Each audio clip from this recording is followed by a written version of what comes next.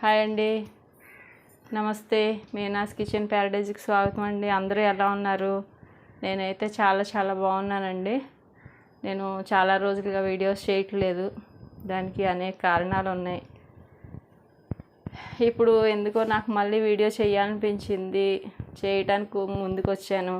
మీరందరూ కూడా ఈ వీడియో చూసిన తర్వాత ఒక లైక్ చేయండి, షేర్ చేయండి, దయచేసి సబ్స్క్రైబ్ చేసుకోండి. నాకు వచ్చేసి 82 మంది సబ్స్క్రైబర్స్ మాత్రమే ఉన్నారు. చూసిన వాళ్ళు ప్రతి ఒక్కళ్ళు కూడా లైక్ చేసి సబ్స్క్రైబ్ చేసుకుని నన్ను ఆదరించాలని మనసారా కోరుకుంటున్నానండి. ఈరోజు వీడియో వచ్చేసి మీకు చాలా ఈజీగా చూపిస్తున్నానండి. చేపల పులుసు ఇవిగోనండి. ఇవి కిలో చేప ముక్కలు నీట్గా వాష్ చేసి కడిగి పక్కన పెట్టుకున్నాను. దానికి వచ్చేసి ఒక 50 గ్రామ్స్ వరకు చింతపండు నానబెట్టాను. ఇంకా నెక్స్ట్ వచ్చేసి ఒక మీడియం సైజు 3 పెద్ద ఉల్లిపాయలండి. అందులో ఒక 10 నుంచి 15 లాంగ్ మొగ్గలు, 2 అంగుళాలు దాల్చిన చెక్క ముక్క, 2 స్పూన్లు ధనియాలు మిక్సీ పట్టుకుని ఇలా పేస్ట్ చేసుకున్నానండి. తర్వాత దీనికి కావాల్సిన పదార్థాలు వచ్చేసి అల్లం వెల్లుల్లి పేస్ట్ కావాలి, ఉప్పు, కారం, పసుపు, అంతేనండి. ఇంకా అంతకు మించి నేనైతే చేపల పులుసుకి ఎక్కువ వెరైటీలు అయితే ఏమీ వాడను. మీకు ఇప్పుడు చేసే విధానం చూపిస్తానండి. ఇగో ఇలా ఆయిల్ పెట్టుకున్నాను. కూరకు సరిపడే ఆయిల్ వేసుకుని తర్వాత వచ్చేసి కొంచెం తాలింపులో కొంచెం మెంతి గింజలు వేసుకుంటున్నానండి. ఆయిల్ అయితే వేడెక్కింది. తర్వాత కొంచెం జీలకర్ర వేసుకోవాలండి.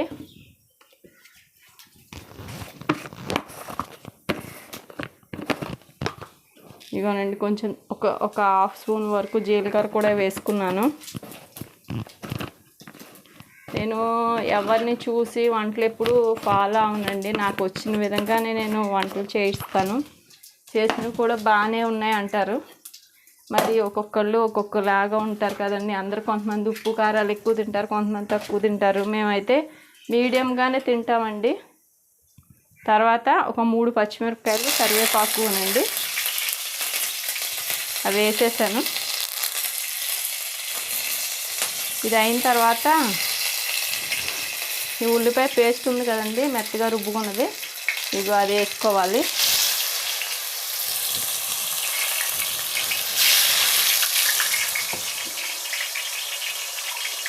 ఇవ్వనండి ఇలాగా.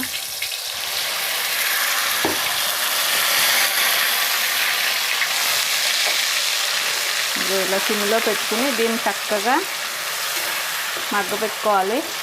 చేపలు బయట క్లీన్ చేయించుకుని తెచ్చుకున్నాక నేను ఇంట్లో మజ్జిగ, ఉప్పు, నిమ్మరసం వేసి శుభ్రంగా క్లీన్ చేసుకుంటానండి. నేను ఇంట్లో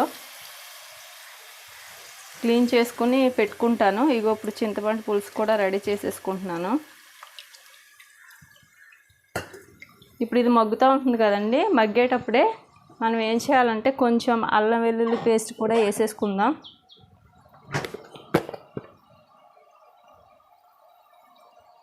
దీనికి ఎక్కువ సరిపడండి. నేను ఉప్పు తగ్గించి వేస్తానండి, ఎందుకంటే అల్లం వెల్లుల్లి పేస్ట్లో నేను ఉప్పు వేసి మిక్సీ పట్టుకుంటాను. 1 నెలకి అలా స్టోర్ చేసుకుంటానండి. తర్వాత కూరకు సరిపడినంత ఉప్పు కూడా వేసేసుకుందామండి. నాకు తెలిసి చేపల పులుసులో కొంచెం ఉప్పు ఎక్కువే పడుతుంది.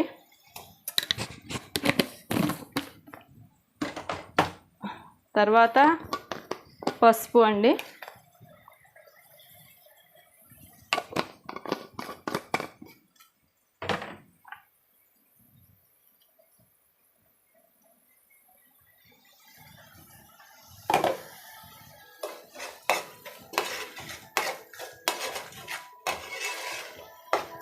షార్ట్ వీడియోస్ అవి పెడదాం అనుకుంటాను, కానీ నాకు అవి ఎలా పెట్టాలో ఏంటో కూడా నాకు అసలు ఏం తెలియదండి.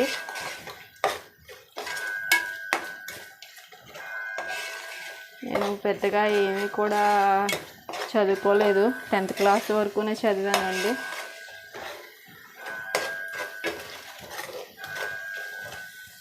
ఇది కూడా ఈ యూట్యూబ్ కూడా ఏదో సరదా పడి చేస్తున్నాను. నాకు ఇందులో వేరేగా ఎవరు వీడియో తీసేవాళ్ళు కానీ ఎవరూ లేరండి. స్టాండ్ పెట్టుకుని వీడియో తీస్తాను.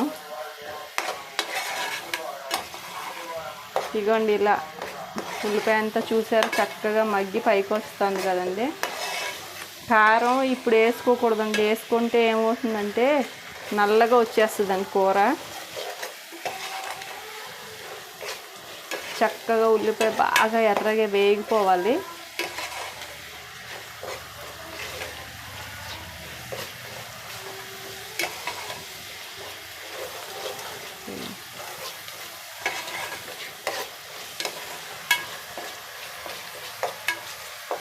చూసారా చక్కగా ఇలా ఎర్రగా వేగిపోయింది. ఇప్పుడు ఇందులో ఈ చేప ముక్కలు ఒక్కొక్కటిగా పేరు చేసుకుందాం.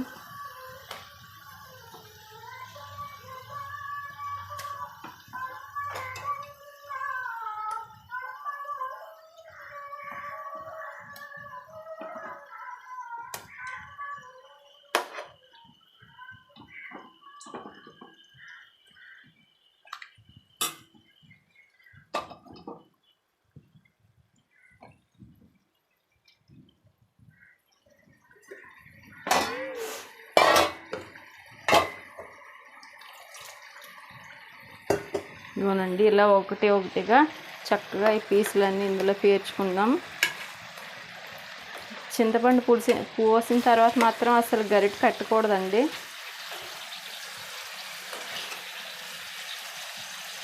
ఇప్పుడు ముక్కలన్నీ కొంచెం ఇలాగా పక్కకి తిప్పుకుందాం.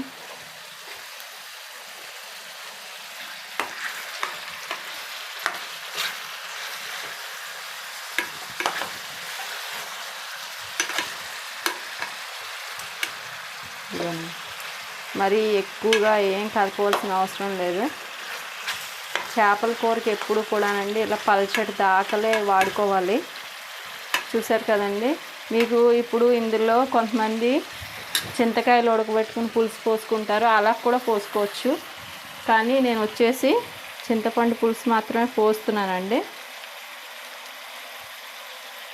అందులో ఎక్కువసేపు ముక్కలు కూడా మగ్గవలసిన అవసరం లేదు. ఉప్పు కారం వచ్చేసి మీ టేస్ట్కి సరిపడా వేసుకోండి.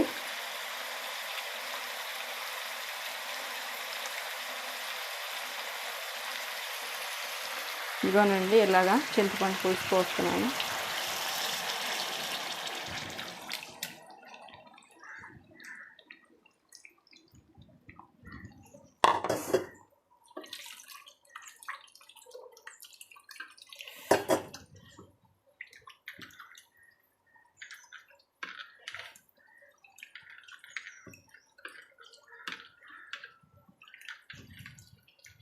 ఇటువైపు రైస్ కుక్కర్ కూడా ఆన్ చేస్తున్నానండి. నేను రైస్ వచ్చేసి ఒక గంట ముందే కడిగి నానబెట్టేసుకుంటాను. ఇదిగోండి ఇప్పుడు కూరకు సరిపడి చింతపండు పులుసు అయితే పోసేసాను. ఏమండి నేనైతే ఏది కూడా ఉప్పు చూడండి అన్నీ ఉజ్జాయింపునే వేసేసుకుంటానండి. ఎప్పుడు మా ఇంట్లో వచ్చేసి ఉప్పు కారం బాగా తక్కువ తింటామండి. మీరు మాత్రం కావాల్సినంత మీరు ఎంత తింటే అంత పులుపుని బట్టి మీరు ఉప్పు కారం వేసుకోండి. అలాగని మేము పులుపు కూడా ఎక్కువ తిన్నాం. వేసుకుని చక్కగా ఇప్పుడు ఒక్కసారి మాత్రం ఇదిగోండి ఇలాగా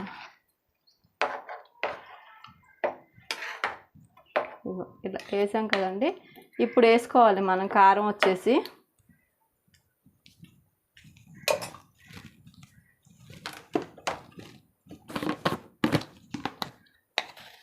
మేము కారం అయితే ఇంట్లోనే పట్టించుకుంటామండి.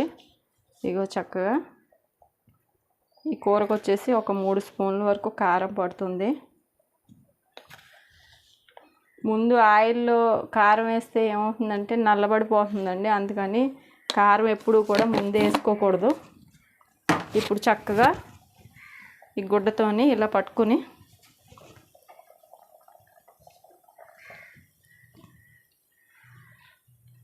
ఇలాగే తిప్పాలి తప్ప ఇప్పుడు గరిటె అయితే పెట్టకూడదండి.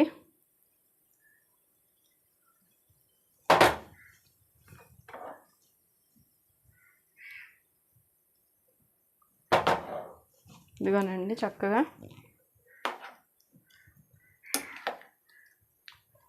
చూసారు కదా. ఇప్పుడు అది ఉడికినప్పుడు ఏమవుతుందంటే కారం మొత్తం కలిసిపోతుందండి ఇందులో. కొంచెం మీరు పులుసు కావాలి అనుకుంటే అందులో చింతపండు గుజ్జు అయితే పోసేసానండి, కొంచెం వాటర్ అయితే పోసుకోవచ్చు. ఇవ్వండి ఇలాగా మూత పెట్టి చక్కగా సిమ్లో పెట్టి ఒక 7 నుంచి 10 నిమిషాలు ఒకసారి ఉడికించుకుని మళ్ళీ ఒక 7 నుంచి 10 నిమిషాలు అది ఎప్పుడైతే ఉడుకుతుందో అప్పుడు చక్కగా తీసుకొని మళ్ళీ ఒకసారి చుట్టూరు రౌండ్గా కదిపి గుడ్డతోని మళ్ళీ అప్పుడు సిమ్లో పెట్టుకుందామండి. ఇప్పుడైతే నేను ప్రజెంట్ అయితే సిమ్లో పెట్టేశాను.